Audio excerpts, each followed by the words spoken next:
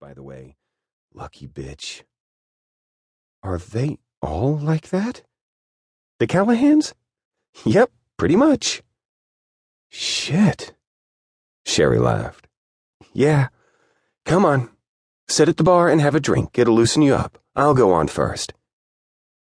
Minutes later, Maggie found herself in the shadows of the bar as the lights dimmed and the music began. Sherry appeared on the small, raised platform, looking dazzling as always. Maggie fidgeted nervously, fighting the sudden urge to throw up or pass out or both. Nervous? The bartender asked, startling her enough that her rear end left the bar stool entirely for a moment or two. He was huge, just like the other guy, but a bit leaner, maybe. And gorgeous. All hard, masculine features over a clean-shaven face. Sinfully long, dark lashes that had no business on a face that stunningly male. Dark hair that captured the lights and made them dance. Blue eyes deeper than the ocean. Maggie could only nod, afraid that anything that came out of her mouth at this point would be utter nonsense. Don't worry, we don't bite. Sherry thought you might like one of these. He placed a drink in front of her, his eyes dancing with amusement. Maggie eyed the glass uncertainly.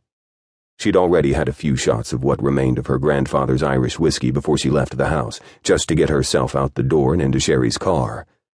Not being much of a drinker, she was not particularly adept at holding her liquor, but she figured her supercharged case of the jitters was probably burning off the alcohol before it could fully absorb into her bloodstream. She glanced back to the stage where Sherry was seductively removing the ankle-length trench coat she wore, and decided that she definitely needed more alcohol if she was going to pull this off. With trembling fingers, she lifted the glass and tipped it into her mouth as she'd seen her grandfather do. Whatever it was, it burned like crazy but went down smooth. Much more so than the cheap stuff she had at home. She coughed as her eyes started watering. Thanks, she rasped out in a choked voice. The bartender laughed. It was a rich, deep sound that made her feel warm inside. Or maybe that was the bourbon. She curved her index and middle fingers toward her, indicating she wanted another. He smiled, and she couldn't help thinking how beautiful that smile was. Clearly, the alcohol was playing tricks with her, because she'd never been quite so stricken simply by looking at a man before. Now it had happened twice in one night. I take it this isn't your day job? He said as he poured her another drink. Is it that obvious? It's very subtle, really. I doubt anyone else would notice. He was being kind, but she appreciated it all the same. Men typically weren't all that kind to her, if they noticed her at all. And why was he talking to her when he could be watching Sherry dance? It took a moment for her to remember that tonight she wasn't her usual boring self. Tonight, she was a temptress, a seductress.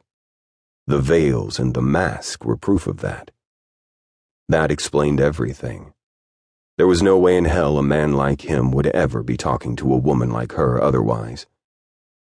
The bartender folded his arms on the bar between them and leaned in close as if to share a confidence. He smelled heavenly. Feeling bold, Maggie took a deeper sniff.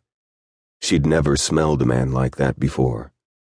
She had the sudden, strange desire to bury her face in his neck and take a nibble, see if he tasted as good as he smelled. You don't have to dance if it makes you uncomfortable, he said quietly. I'll tell them you weren't feeling well. They'll understand. He was giving her an easy out. The question was, should she take it? Maggie looked uncertainly at Sherry dancing in front of the men. She sure looked like she was having a good time. What would it be like to feel that free, she wondered. To move like that, like some wicked fantasy. The men were hooting appreciatively, but not one of them tried to touch her. Even when Sherry grew bold and slid into their laps, they were careful to keep their hands off of her. No wonder Sherry liked dancing for these guys. And there was the strong allure of $500 cash in her pocket. Thanks, she said, lowering her voice.